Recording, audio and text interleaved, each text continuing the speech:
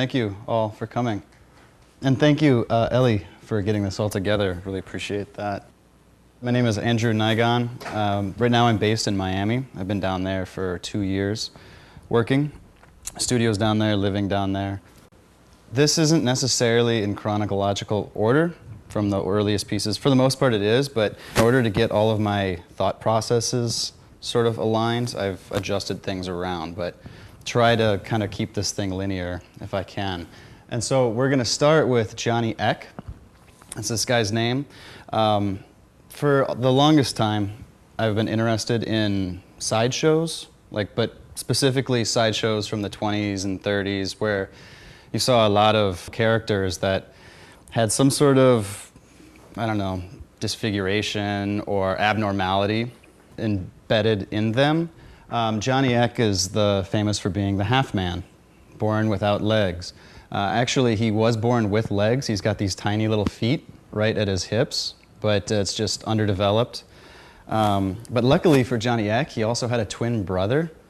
And so what they would do is they had this great show that they would perform where it was a magic show, and they would hire a magician to do all these tricks, and then the big finale was the magician was going to cut somebody in half, and he needed a volunteer. Johnny Eck's twin brother was in the audience heckling the whole time, and so he was the guy that got picked to come up on stage and to crawl into the coffin, and the magician would saw him in half. But Johnny Eck was hidden in this trap door, so they would switch, and Johnny would get up into the torso end of the coffin, and then they had a midget that would hide in the leg part of the coffin wearing pants that he would hold over his head. So when you open the coffin, the legs would jump out and start running across the stage and run down into the audience and go tearing through, and people would lose their minds. And Johnny Eck would jump out after and chase his legs all over the stands, right? It's awesome. And what I think is really interesting about this is it's before CGI, it's before special effects. The only way that this trick could work is because Johnny Eck truly is a half man. There's some reality in it. So our whole ideas of reality and special situations. But this was something that I was looking at a lot, and I didn't know why. It wasn't so much the clowns and the animals, specifically the sideshows, and any body that would have any sort of deformity or abnormality. I was studying and doing a lot of research on. And so after undergrad, I was a ceramic artist for the most part, through undergrad and beyond. So a lot of this work, very figurative work, and you'll see that throughout from this point forward, very interested in the figure and how the figure can represent so much about the artist based on how they make them, how the figure is presented to the audience tells so much. But I was using ceramic molds of baby dolls and casting a bunch of parts, a bunch of heads, a bunch of torsos, arms, legs, and then cutting them apart and reassembling them to form some sort of figure. But it was never something that was pre-planned. It was like as the different parts are made, I would allow them to keep their shape and add them and connect them, and then through that process, a gesture would form. So it wasn't something that I had an idea in my head and then I manipulated the clay to see that come about. It was very much like a dance between the parts that I had and what I wanted to create to get some sort of gesture. The other thing that I was looking at the time was, or even since I was a kid, was this idea of pareidolia, which is when you look at clouds in the sky and you see animals, or you look at the edge of a cliff and you see a face, or you see Jesus Christ's face in a piece of toast, or the image of Mary in an oil slick on the side of the road. There's something about this giving just enough information to allow the brain to fill in all of the gaps. So like if you walk into a dark room and there's like maybe a coat hanging from a hook or something, and you think there's a person standing next to you and you freak out, you get goosebumps and the hairs stand up, turn the lights on, realize it's just a jacket, but for that moment, you are convinced that there is a person in the room. It feels real. It feels authentic. And it's frightening too, but there's a power in that. And trying to access, or trying to figure out even, how that works. Like, how much information do I have to give without giving too much, but trying to create the illusion that this thing is a real thing and it has movement, it has gesture. And so at that time, I was still using the molds of the doll parts, but then introducing molds of sticks, toys that I was finding, and just using the same molds in different ways every time to try to come up with new gestures and new forms. So here's the beginning of the sticks for arms and legs. I was dipping thread into a slip, a wet clay, and then wrapping that soaked thread around the sticks. You can see there's like areas here and down by the ankles. And then when you fire it, the string burns away, leaving the clay as like a fossil. So you can create the illusion that it's actually string, but it's still clay. So the head is still obviously the same as the head on the last one. The face is like a jack-o'-lantern thing. Okay, here's a close-up. So you can see the string with more detail, but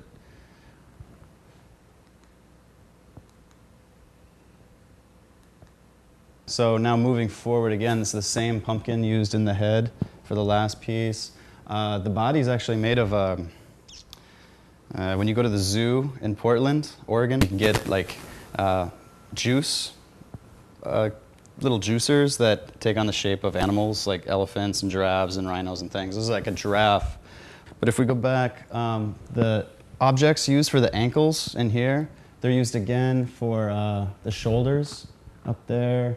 So it's a lot of recycling the same thing, but just how many different things can one mold be, you know, ankles, shoulders, shoes, heads, you know, and really trying to squeeze as much use out of those objects as possible. Glazes before you fire, or are you painting after? Or is it a combination? No, they're all glazes. Some underglaze. Okay. Yeah. Yeah, I don't think I was using paints after. Maybe a little bit on the makeup on the face, on that one. Face, yeah. Right. White underglaze, like on red clay, that takes, like, it's impossible. It's impossible. Okay. So then also using gauze, the same process, dipping it in a wet slip and then putting that on there, but that's all clay now. It's a fossilized version of what I started with. Okay, so that's all for a couple years after I graduated from undergrad. Living in Portland, I was trained as a ceramic artist, so I had it in my head that I need to work with clay. Even though I didn't have a kiln and I didn't have a studio, I was working in my little kitchen, bussing things around. But let me just back up real quick. I grew up in southern Minnesota, and I don't know how familiar you guys are with the culture of southern Minnesota. Prayer Home Companion on NPR, Garrison Keillor, and he's telling these cute little stories about how the pastor was seen at the bar last night and the scandal, and then, oh, Jerry poisoned Beth's potato plants a week before the state fair, and, you know, all these little cute problems that Minnesotans have. I believe, growing up there and living in so many places since then, that Minnesotans really truly love people to believe that that's reality there. And I think they really try to manipulate their lives to feed into this like prescripted, cute little world. If you haven't heard of Garrison Keillor, Little House on the Prairie, southern Minnesota. Watched that growing up as a kid. My mother read all of the Little House on the Prairie books to us, you know, and all the adventures of the Wilder, Ingalls children. And that also fits into this narrative that Minnesota was just this beautiful prairie land, and these nice Europeans came in, started building successful farms, and have had just very simple, quiet lives ever since. But when I went to undergrad school in Mankato, and Mankato is where Laura's parents would go if they wanted to get away for the weekend, or if they needed to go to the hospital if there was a big problem, they would go to Mankato. That was the first big town on the prairie. Listen, I grew up an hour and a half from Mankato, and I'd never heard the story until I went to school there, but Mankato is the site of the largest mass execution in United States history. And this seems like it would be an event that you would talk about in school, or that people would be aware of. And not that it's very horrific, truly, but these things happen. you know, the lynchings in the South, all the other stories you hear of Native Americans getting slaughtered in the tiers of trails. Like, these are things that we learned about, but this major event that happened an hour and a half away from us was never discussed. Reconciliation Park, this is the area, this is like Carmen, my wife in the back, she lived right around the corner from this park. But this is the site of the execution. Problem is, this story doesn't fit into this like idealistic narrative that southern Minnesota likes to convince themselves of. You know, and there's very much this, it's very controlled. If anything that sort of doesn't fit into that, they like to push to the side and forget. Why would you bring it up? Why would you stir the waters?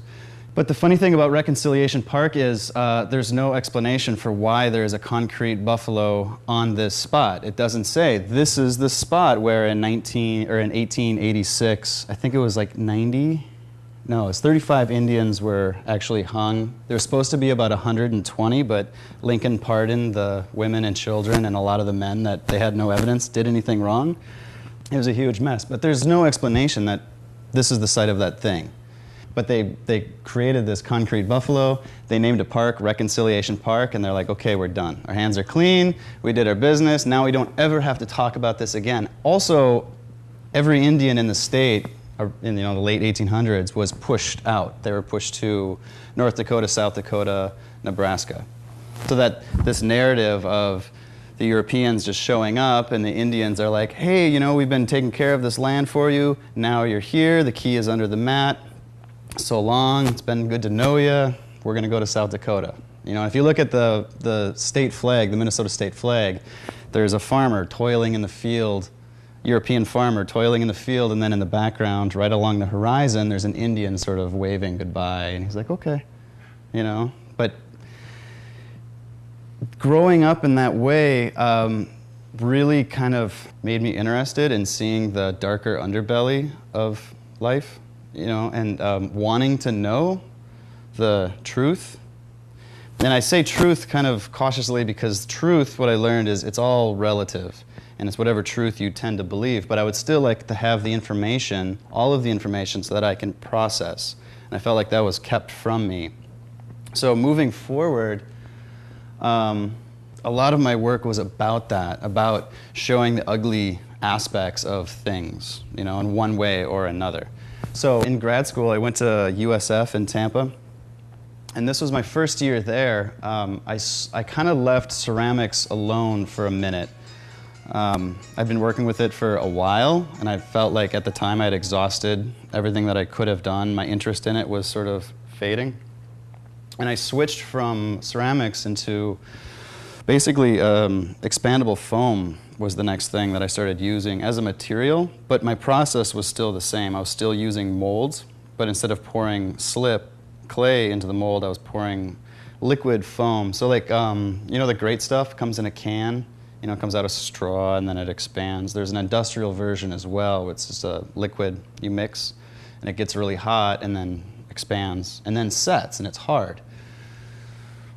And so this semester I started making chickens, and I don't even remember why I was making chickens. It just seemed like an interesting form and about the size that I was comfortable with studying a new material with.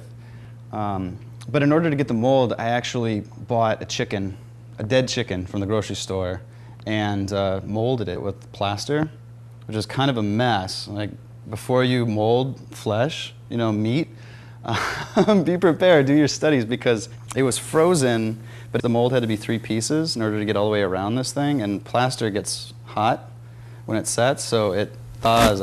I had chicken juice in my studio, you know, and I had to cook the mold in an oven at 350 degrees for 25 minutes so I wouldn't get sick. But eventually I had this, I had a mold for the body and then a mold for each of the wings, and then for the legs as well, and feet.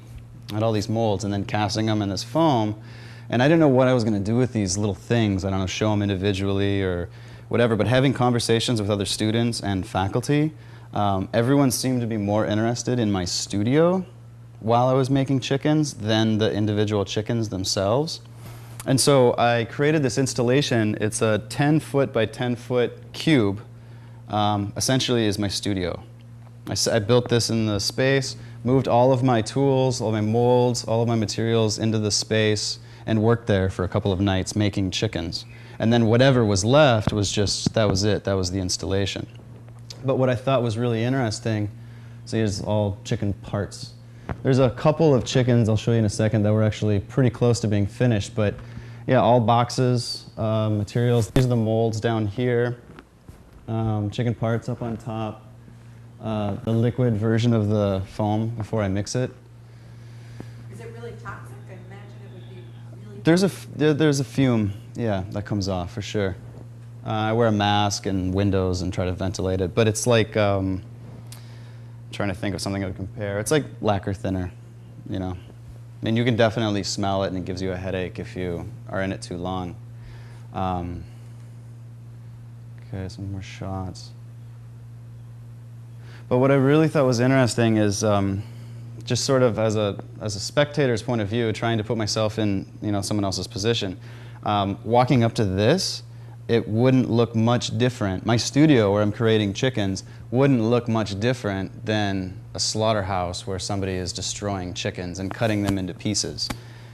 Again, growing up in southern Minnesota, I had family that were farmers, and I remember the chicken days where we were chopping heads off of chickens and then take them into the kitchen, and Grandma would pluck them and then start cutting wings off and feet off and dissecting them. And basically it's the exact same scene. And I thought that was interesting. There's this weird cross where like just the process of making is so similar to the process of destroying, you know, and trying to access that point where those two things merge. This was my garbage area. So instead of having a garbage can that I would throw things in, I just threw it on the ground. But nothing left the studio. Once everything was in there and I started working, there was a door. I went in, I shut the door, that was it. Nothing left except for myself. Everything got left. So towels and cups for mixing. The foam you can pigment while it's still a liquid. So you get your two parts and then put, I was just using red food coloring to kind of give it that pinkish skin color. So that's what a lot of this stuff is. They're gloves, stir sticks, there's actually some foam, toilet paper, feathers. There's feathers in there as well. But that's literally like things that I was using for the construction process. Sorry if I'm interrupting. No. Is it a performance piece? No, I don't really do performance so much, but it had to be authentic, right? I couldn't just like pretend, take pictures of my studio and then set it up. It was just a lot easier for me to just work and let it be my studio for 6 hours. And then the funny thing is, not the funny thing, but the cool thing about this material is that you can use that same foam as a glue to glue the foam parts together. And it sets really quick. It sets much faster than the great stuff. So you can see like this little pink area here and up there. I'd actually just pour a little bit of the foam in the place where there's going to be a joint and then hold the piece that's getting glued in place, let that foam expand and set, and then it's locked in. But a lot of times, as it's expanding, it's also like running, it's dripping, and it's a very hard material to control, because once it starts expanding, it's just expanding. And it sticks to everything. It sticks to your gloves, it sticks to your shoes, it sticks to the floor, it sticks to itself. It's just real sticky. And you can't stop it from expanding. Like if you pour it into a hole, it'll explode whatever is containing it if it doesn't have a point where it can release, right? Or if it's just dripping foam on the edge of the object itself, like it's going to expand out, and if there's extra, it's going to drop. So just letting all of that happen, right? Being totally okay with that process. So like with going back to the ceramics pieces, like I've only got so many parts and they have to come together to create a human body. In this case, I've got this foam that wants to expand, and once it's set, I don't clean it up, I don't cut it off, sand it, I let it be its own thing, okay? You know, and then like same thing with the studio, just allowing the mess to exist as an important aspect to the work as a whole.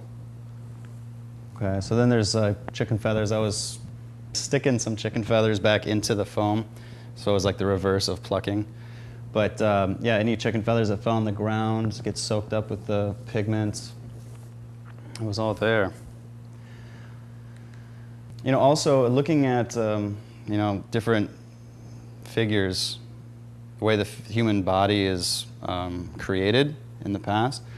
The winged victory of Samothrace is one that really stood out to me. One of the most beautiful pieces I've ever seen, but not because of, well, in part because of the talent, right, and the folds, and it's so beautiful and realistic, and the fabric looks soft, but really the fact that the head is missing and the arms are missing, that's what makes this thing so beautiful. And here we have winged victory, who's coming down from the heavens to land on the front of the ship to congratulate this navy that just won some great battle, so it becomes symbolic of victory from war. But yet 2,000 years later, it's disfigured and it's maimed, it's gone through almost its own war, and this is what's left of it. It's still here and it's still beautiful, but definitely scarred.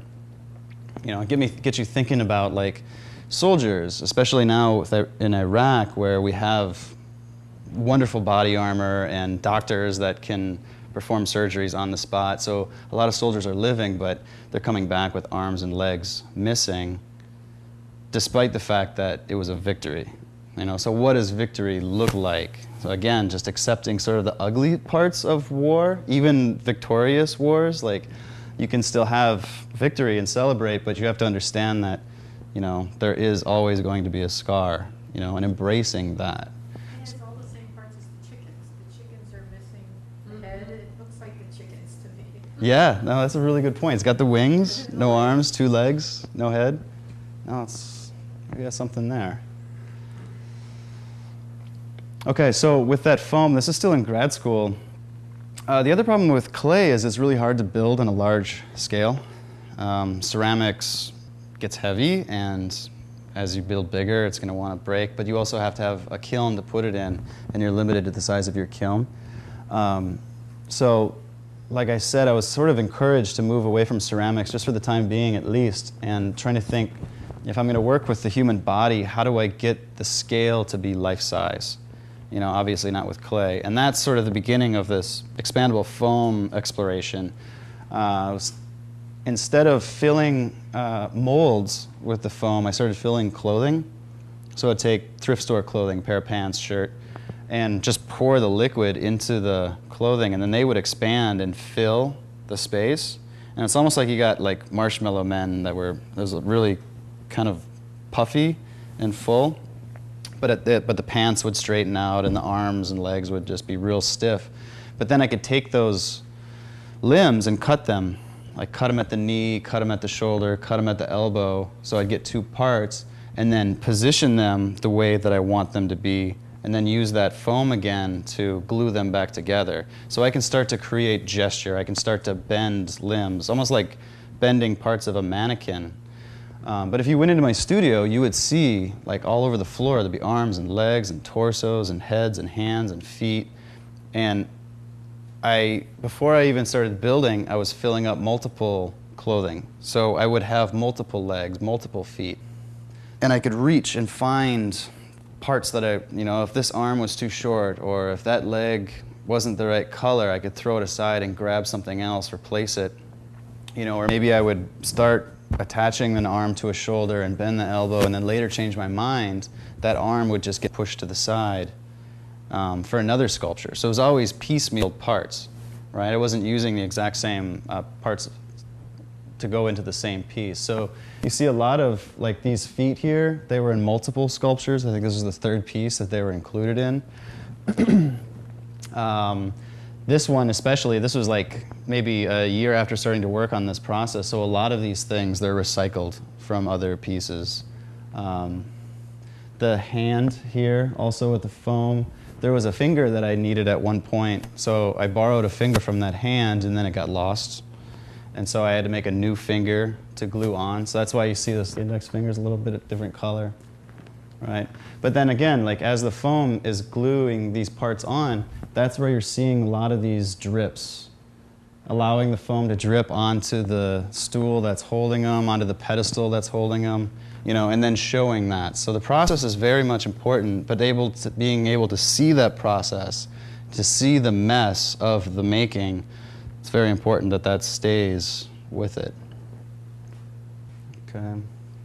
This little guy is another one, just filling up pantyhose with foam.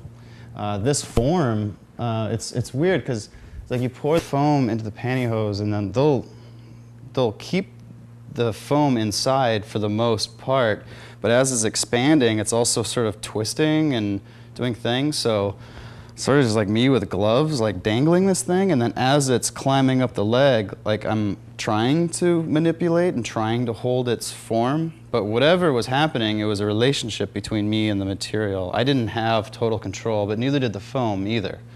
So two of us working in collaboration on what the final shape of these legs are going to be. So these two legs coming up to the belly, that's one piece. That was something that just formed, it became. And then that is what dictated the gesture of the rest of the piece, where the arms go, where the legs go. But again, this was a piece that pulled from many, many different sculptures all coming together. And so you can really see it in the face. Casting my own face now at this point. So you can see the lips. The area above the lips, basically that whole white area, that was a mistake. I didn't put enough foam in or something, or I took it out too soon. So it didn't really take on the shape that it was supposed to. But again, nothing gets thrown away in my studio. Everything gets set aside. So eventually, I had the bottom of the head. The top got used in something else along the way. But I needed the top of the head. I look over, I see that one there, grab it, glue it, move on. And all this texture down here, that's actually the foam. And at this point, I'm starting to understand how to control it even better. So like as it's expanding, it gets to a certain point where it's not hard yet, but it's starting to cool off. And I can take my hand or a tool and kind of tap it. And it's almost like you're popping the bubbles of the foam before it's locked in place. So it gets this real kind of gummy thing that you can sort of move around and wipe back on. But it's interesting, the foam just becomes so much. It's the outer skin, it's the filler, it's the glue. It also becomes like the guts of the thing as well. So even as it's like breaking out of like its inner core, like it breaks out and then drips down the outside. So it's a lot of inside out kind of stuff going on. But really trying to access too the violence of the way that these are put together, you know, really exaggerating the cut lines and exaggerating some of that inner stuff that's spilling out. And things in the beginning, like you always overdo it, right? You're always just like, it's always really intense in the beginning and then only later do you refine it. So now, moving to Miami, my first studio was in the, I don't know if you are aware of the Fountainhead Studios in Miami. There's a bunch of people down there, just big building, bunch of little studios. But then outside the back door, there was this company that would take clothes donated from thrift stores and then send it to Haiti or wherever. So when their garage doors were open during the day, it would just be mountains of clothes. So like pants go here, and I swear to God, 15, 20 feet tall mountains of clothes. And they were picking through that, and the clothes that they didn't want would get thrown into a dumpster. And there was like maybe 2 or 3 dumpsters, and they were constantly full. They had 2x4s coming out of the dumpster to hold the clothes up above the top. I moved in, and I'm like, okay, so I'm working with clothing now because I have to. And so, you know, trying to get away from the foam a little bit, in part because of its, like the fumes, you know, like it does get to you after a while. So trying to clean it up. I started making these figures out of like sticks as a skeleton and then wrapping clothes around that so I could slowly build shape and form. And the first one I made down here was this totem pole. Yeah, it's almost like a, I don't know, to see how tall I could get. But there's something about just like thinking of totem poles, like Native American totem poles and that totem religions. These animals stacked on top of each other. Just thinking like, wouldn't it be funny if that was real? Like what would it look like if there actually were people that would stack on top of each other? Right, but it's kind of the same process. There's a little bit of foam involved, but yeah. But still continuing to go bigger and bigger and bigger. How tall is that? Looks enormous. It's about 11 feet tall. Yeah, the very top head is actually silicone. Silicone pigmented, wigs are involved. So in a lot of ways, taking the stuff that I learned from the foam and ceramics as well, but then leaving it behind and moving on, using other techniques, using other materials, but sort of in the same way. Okay, another little project that I've been working on, it hasn't really come about yet. I'm kind of working on how that's going to be, but I've been translating text from the Bible using really bad online translating programs, like the worst that I can find, and which is getting harder and harder. They're getting better. But this is Judges 19:29 to 30. But what I would do is translate from English into Arabic and then back into English. Just one language that's very different, not Latin-based language, but English to Arabic back into English. I also do English to Mandarin back into English. And what ends up coming back is this sort of jumbled up, almost hard to read, definitely hard to understand version of the text, even though the text hasn't changed at all. I'm not introducing new text to it. It's just based on confusion of understanding, you know, or misunderstanding what words technically mean. That's great. Right. But, you know, and it really it relates back to my process as well with the sculptures. It's taking a thing, you know, whether I'm starting with a baby doll or I've got a pair of pants that are filled with foam, but taking a thing that's solid and clean and easy to understand and dissecting it into tiny little parts and then reassembling it through some sort of form of chaos, right? And very much in a way that I don't control. So I can control which online translator I use, and I can control which language I go from and to and back to, but what that program does is out of my control. And so these beautiful little phrases that come up, that's all done on its own, right? So you can still read it, and maybe it has meaning to you, but it almost, to me, becomes poetic. Like there's short little phrases that are beautiful. But as a whole, it's completely meaningless. This is actually the white, the background, is actually the floor from the chicken coop as well. So again, that chicken coop comes down, doesn't get thrown away, gets recycled, gets put back into it. And what ends up happening is that these things, these parts, so in this case, the floor of the chicken coop, it could be a hand or an arm or a leg or whatever, they start to have their own stories. You know, they become like my own little children, my little parts, and I can tell you, like, oh, that was another piece, this chicken coop piece, and like you can see my footprints on there, and I can tell you what material that's used, but totally from some past life that's now come together to become this new thing. But this constant recycling of things, like I like the natural scars and stories that they kind of carry with it, I think is pretty powerful. So if you translate the New Testament, specifically the book of John, from English into Arabic, back into English, the word, I narrowed it down to, I think, to Christ, or it might be a combination of some word with Christ. But if you translate that into Arabic and back into English, it comes back as stripy, S-T-R-I-P-Y. So stripy wandered down the road, and stripy told his disciples, stripy this, stripy that. It's all stripy.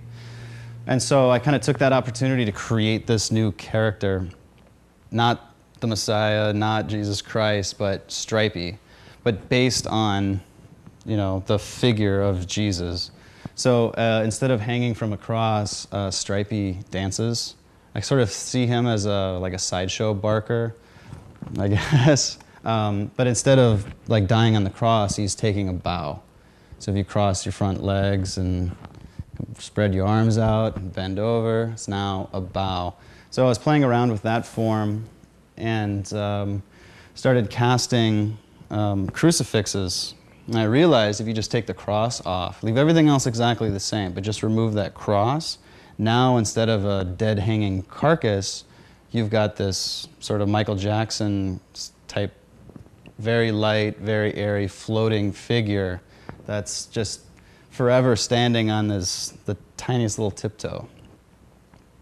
So that's a character that's now like being developed. I don't know where that's going to go yet, but yeah, kind of playing with that symbolic nature. But it's funny though, like I catch myself too. I did grow up Catholic, and the one thing in my life that was grotesque was the crucifix hanging in the front of the church.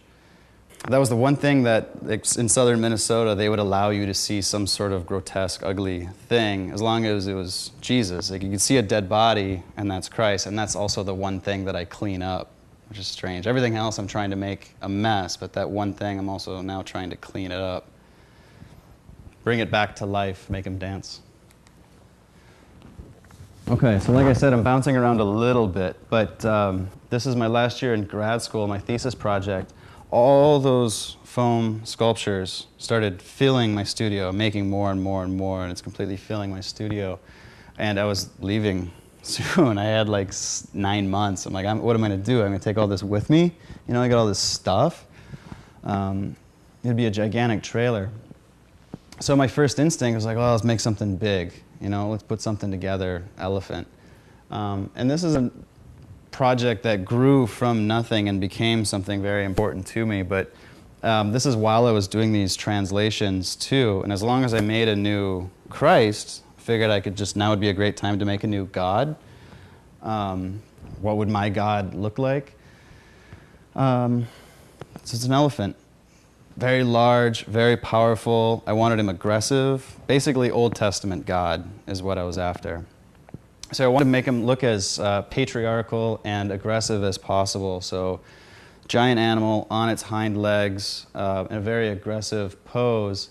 But then also walking up to it, it sort of takes on the structure of a cathedral or a church. The entire thing is 14 feet tall.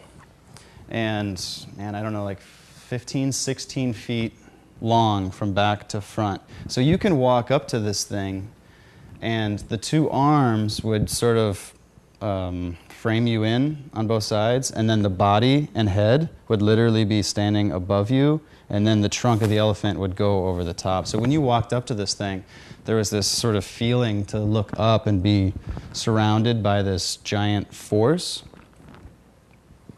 But just like all the other pieces, it's a form that's made up of different parts all coming together. So it was really hard to plan the exact final position and gesture of the piece, you know. And I can show you different parts of sculptures in here. I've got 2 shoes coming down for the front leg.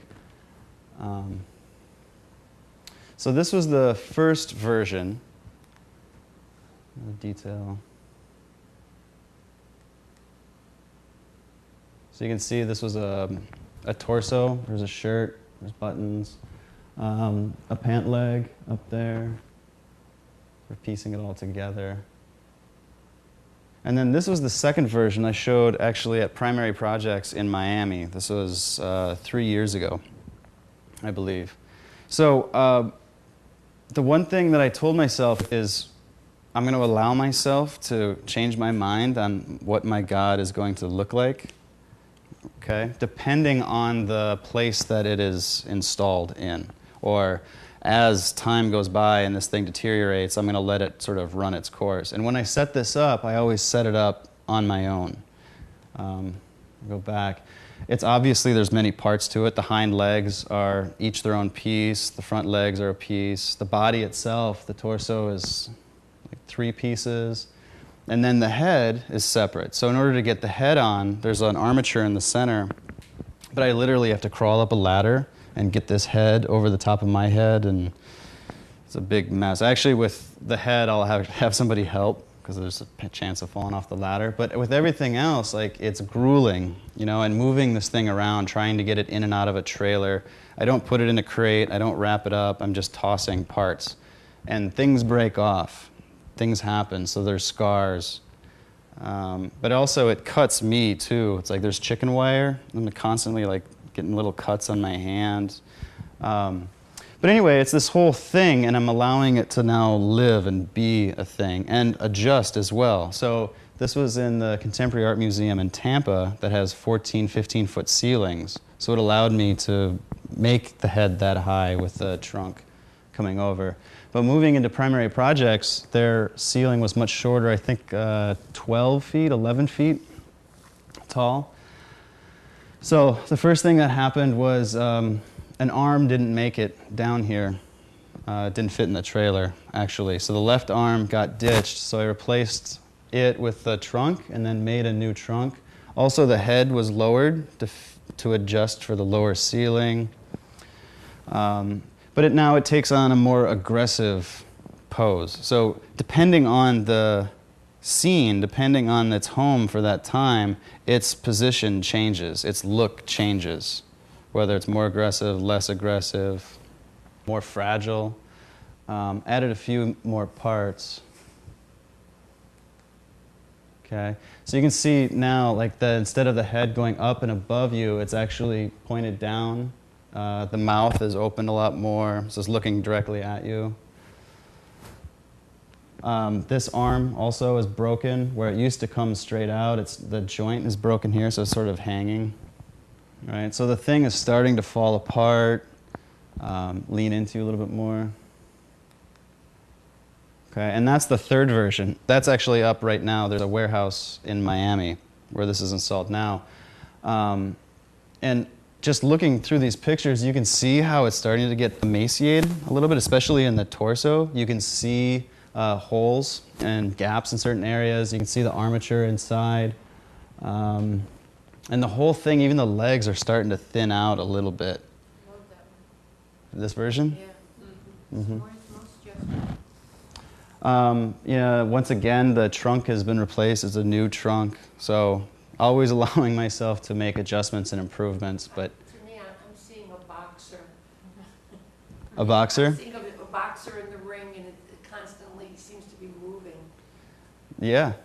Yep. There's so much movement in these gestures. There's so much instability.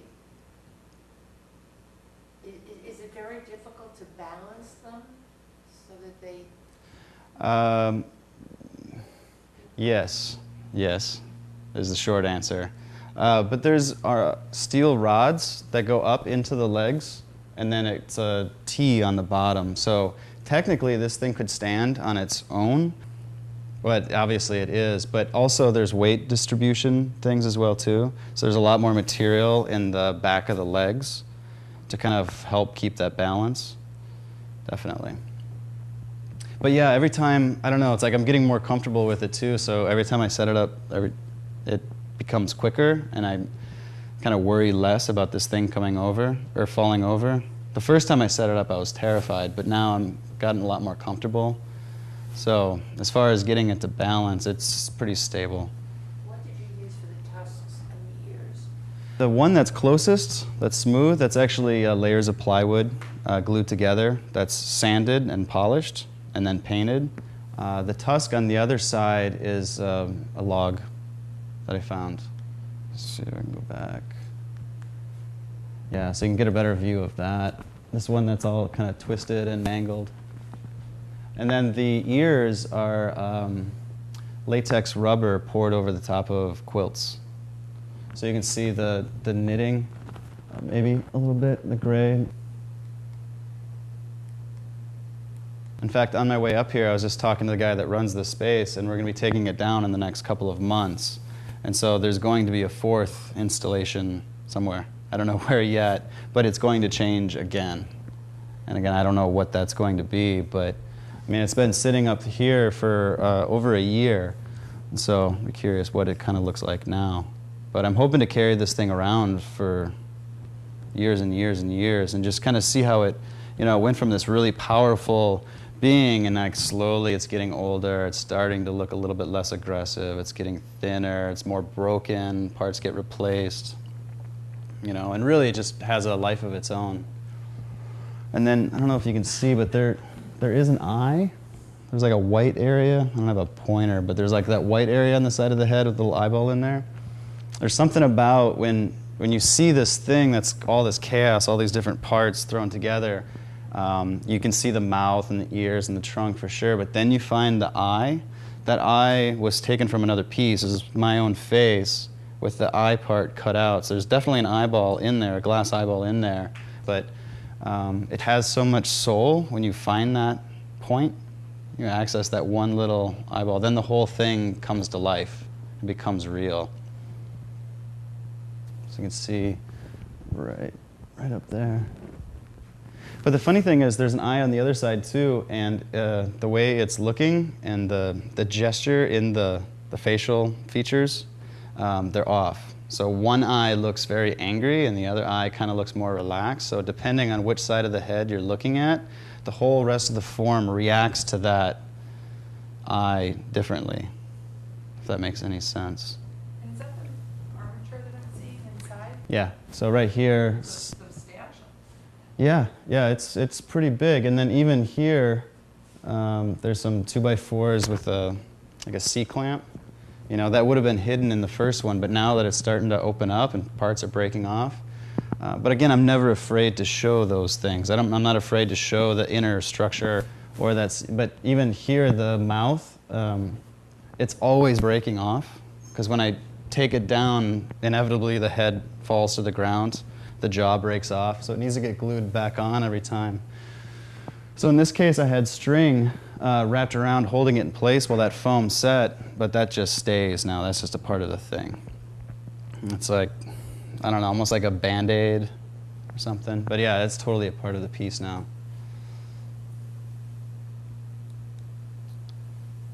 Okay. So like I was saying in the very beginning, being interested in sideshow freaks, I guess. There's just, my interest is expanded into any character that can transgress from one specific boundary to another. And then speaking of like human bodies with deformities and dwarves, in medieval times, I was reading kings and queens used to collect people with deformities because they saw it as evidence of the existence of God. So if you can imagine like my chicken factory and I'm making chickens or making people and they're one after the other, and then somebody bumps God, and he kind of like his paintbrush slips or his knife slips, and whoops, that one's legs are going to be too short. They kind of saw that as like, you can see his mark directly. He made a mistake on this one. That means this body, this person is a precious thing. So kings and queens would collect them as that, as these prized evidence that God exists, evidence that God actually makes things, you know, and he made a mistake on this one, so it becomes more precious than all the rest.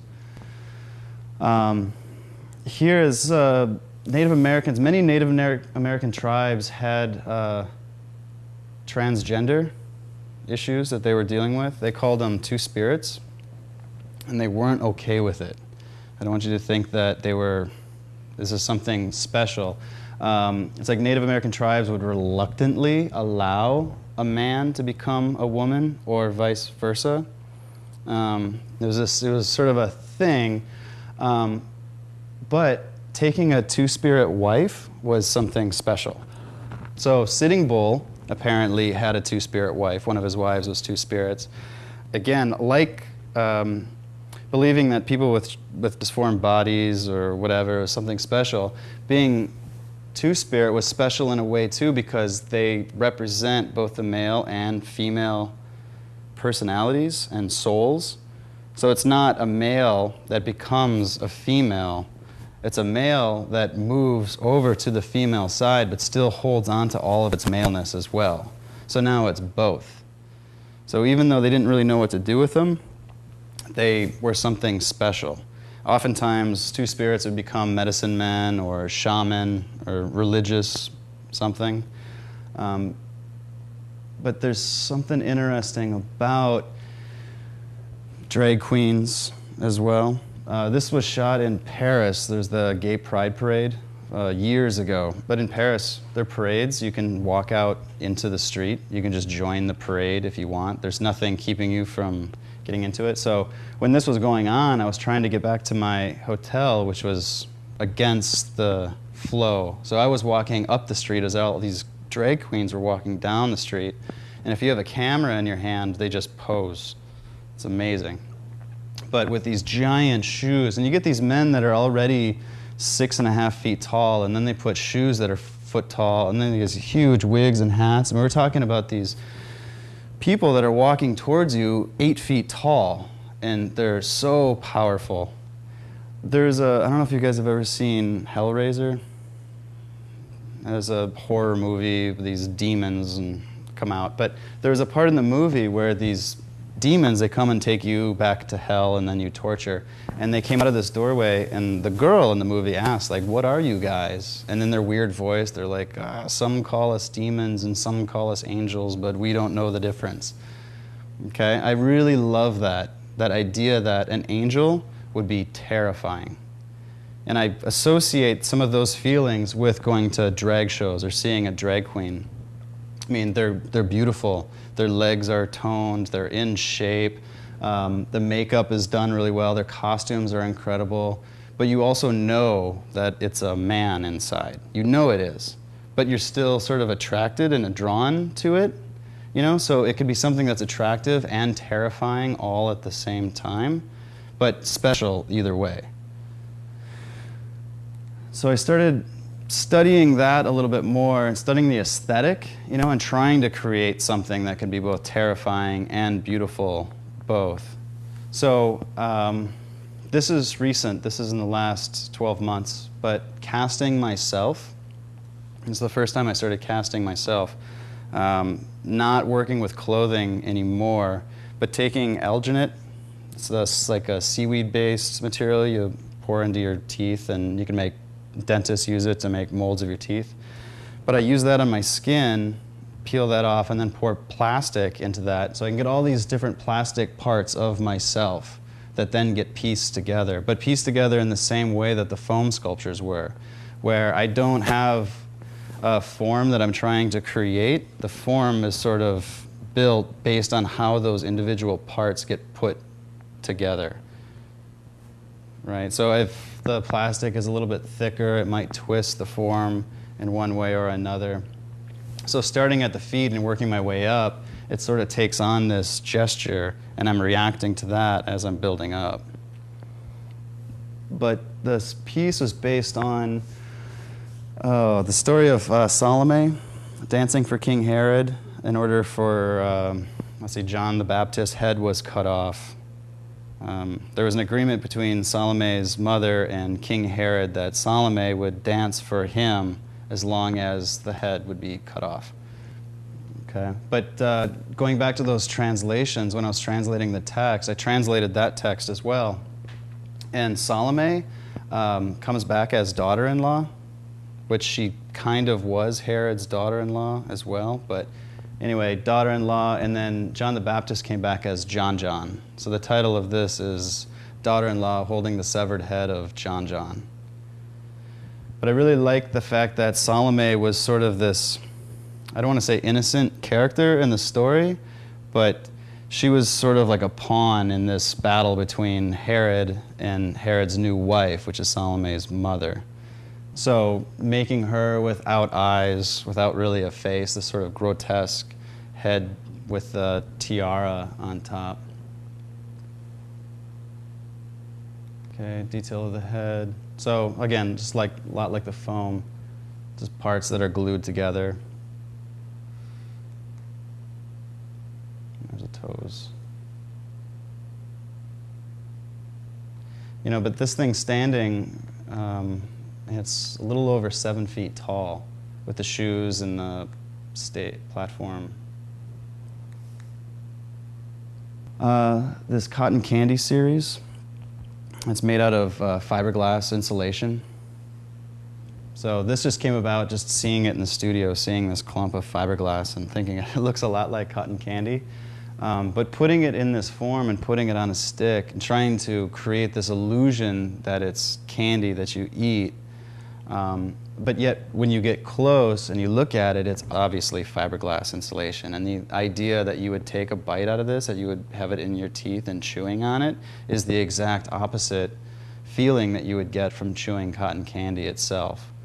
You know, so again, trying to find that exact moment where they cross. It becomes this really happy candy that won't last forever. It's very temporary. to becoming something that will last forever made out of fiberglass, and just trying to find that exact moment where they can become both. You know, but never both at the same time. Either you see it as cotton candy or you see it as fiberglass, and it sort of bounces back and forth. Okay, real quickly.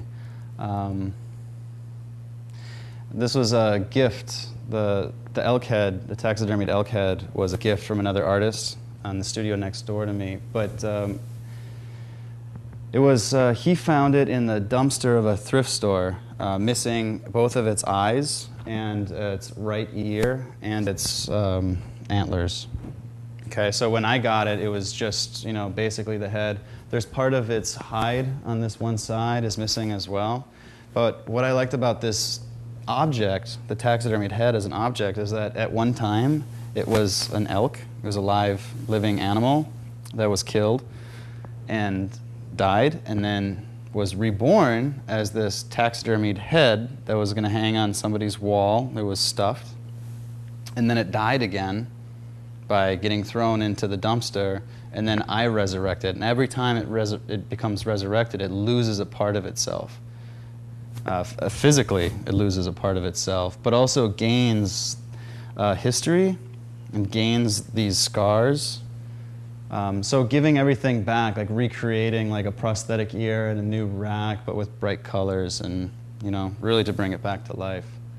But it's also really sad as well. Like the more you try to bring it back, like it kind of becomes more tragic as well. And how far can you go before the original is gone? At what point is this not an elk anymore if this gets destroyed and then reborn? Okay, this is the last bit. So these balloons, this is a project I've been working on for a while. It starts off with just latex balloons with great stuff, that expandable foam. And the balloons will inflate for the first 24 hours, just like you would inflate a balloon. So it's like the birth of the balloon as life begins. And it's smooth, and it's clean, and it's growing, because this foam in the inside of the balloon is expanding still. After 24 hours, it gets to a point where the foam is locked. It's not going to expand anymore. And there's like pockets of gas, because as the foam expands, it releases this gas as well. So there's this gas trapped in the balloon, but after 24 hours, you'll see it'll be perfect. The next 24 hours, that gas will escape. So different areas like this, you can see where there would have been pockets of gas, they escape and these craters form. The next 24 hours, on day 3, the foam starts to shrink, like maybe 2%. And so the outside of the balloon, the latex of the balloon, actually wrinkles like skin. You can start to see, I'm trying to see if, like here maybe a little bit, there's little bumps that are forming, but little tiny wrinkles will form on the surface. And it just makes me think a lot about, like, we have parties, we have these celebrations, and we blow up these balloons, and it's all great, and we drink.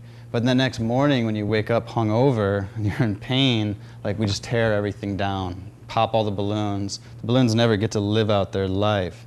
So here I'm like, okay, so if the balloons actually were going to live, you know, how far would they go? You know, and really celebrate this moment where they've lived their lives, they've served their purpose, and now this is the next day. This is when they would have been forgotten, when they start to get old, when they start to deteriorate, you know, but put them back into the environment that they would have been in the beginning. So these balloons, the problem with latex is it only lasts for like 3 weeks before it breaks down. So in this original installation, like they were born, they blew up, and they started shrinking, and then eventually they would drop and die. They would fall onto the ground and then get thrown away. So this cluster of balloons would get smaller and smaller. So you're almost looking at like the life cycle of a balloon, you know, seen through all of its stages.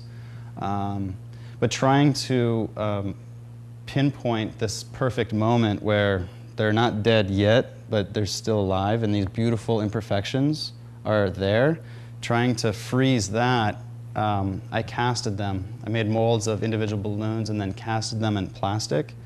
And so this last project, I just got back from Chicago, like about a month ago, but I was participated in the Arts Initiative It's a group started in Miami. I forget the name of the development company, but they make malls. And this mall, the Fashion Outlets of Chicago, is their latest project. They just opened on July 1st. And a part of the planning was that the mall would have contemporary art, permanent contemporary art, installed in it. So I was invited along with Jen Stark, Alvaro, Jim Drain had a piece, Bert Rodriguez, Friends with You, Cody Hudson, who's a Chicago artist. There's all these artists, but very large, permanent installations. So with this, I went from my largest balloon cluster being about 65 balloons. This is about 7,000. Now, they're not all 7,000. There's a core on the inside, but try to get a close-up. But yeah, so each individual balloon, I think they had about 25 different molds, so 25 different balloons, but all at various stages of disintegration. You can see some are a lot more distorted than others, but then all coming together. It still has this, when you see it from a distance, it still has this very bright celebratory feeling that you get when you're seeing large balloons. It's very exciting, but then when you get close, that's when you start to see the individuals, the decay that each one has. And it becomes a little bit more tragic, I guess. How heavy are the individual balloons? 4 ounces. Well, that's all. Yeah, it's like nothing. It's just a thin layer of plastic. So each one is hanging from a string that it almost looked like there was a net holding them. Yeah, there is a net that's around them. Yeah, but each one is hanging from a string. There's actually about 1,600 that were actually made. Oops. Can I ask how a group of Miami artists came to be doing this installation in Chicago? It was curated by Primary Projects, which is a gallery based in Miami that I work with. And where is the mall? The mall is right next to the O'Hare Airport in Chicago. So next time you fly through O'Hare and you have a long layover, it's literally right next door. Yeah. So this is the first project that the Arts Initiative did. So I think that they were trying to work with artists that they're really familiar with, but it's something that's going to continue. And they're trying to get contemporary art in all sorts of public spaces, stadiums, government buildings, courthouses, you know. And the idea being that instead of trying to draw a public who wouldn't necessarily look at contemporary art to museums, actually taking the contemporary art to them and taking it to places that they normally go to and seeing it. How big is this overall, would you say? 12 feet tall and about 10 feet wide. Unless you include the strings, 12 feet of actual balloons. With the strings, it's, oh man, the strings are 12 feet tall, so 22, 23, 20. Also, with this piece, let go of the idea of a figure, of a living. Yeah, The balloon has become life and death, but in a very symbolic way. right. Yeah, and with the cotton candy as well, like I'm starting to, you know, and I'm still very much involved in the figure. I've got projects going still, but yeah, trying to find different avenues to come up with the same idea, just exploring this idea of life and death and how they mix together into one solid object. And on this piece, is this your first piece, if I understood correctly, where you left the actual manufacturing of the balloons to somebody else, or you didn't make each one of the balloons? No. Right, you let some. Well, yeah, I had help. Yeah, I was involved, but there was 5 of us. You know, and each balloon is like, you pour liquid plastic into a mold and it has to be turned so that it coats the inside of the mold. So each balloon takes about 4 or 5 minutes to make with all the turning. And did you paint them at the end, or did you put the color in the plastic? But the color is in the plastic. They're pigmented from the very beginning. But there's a lot of steps to it. The balloon is cast and pigmented, and then it has to be taken out and washed, because there's like a mold release, or like a grease that you put on the inside of the mold so it'll separate. So that has to be washed off, and then the balloons are sanded, and then they're washed again, and then they're hung, and then coated with a varnish. Like it was very intense. Yeah, I was up there for 2 months working on that. Think about a lot of these things while I'm working on them. They're not ideas that I have in the beginning and then I just execute. You know, it's definitely a communication that I have with the object as I'm creating it. And just thinking about like this time in the United States, growing up, things were wonderful, and the future was bright. Going through the 90s, like I graduated high school in 99. The world is my oyster. Money, we're just making money as fast as we can. Everyone's rich and cars and televisions and things are wonderful. And then graduating college, that all came crashing down. I'm watching the news and terrorist attacks and wars and the economy is crashing and people are losing their houses and it seems like there's all this devastation. And I kind of felt like with these balloons, it's sort of like this is a balloon drop that never got to drop, And so, and even while I was setting it up, people thought that, are you going to drop that on the opening? Like, the day, I was like, oh God, I hope not. I hope they don't drop. But yeah, it's sort of like this balloon cluster, this balloon drop that got forgotten about. It was this big celebration that we were about to have, and then, I don't know, shit went down, just didn't make it. It's left over from the party, and it's just sitting there dying slowly, and it's in a mall. Yeah. Forever. I love it. Like, how did this thing end up in a mall? Mm-hmm. But it's there. What title that piece? A Galaxy Receding. Okay, so that's all I have for images. Thank you all for coming.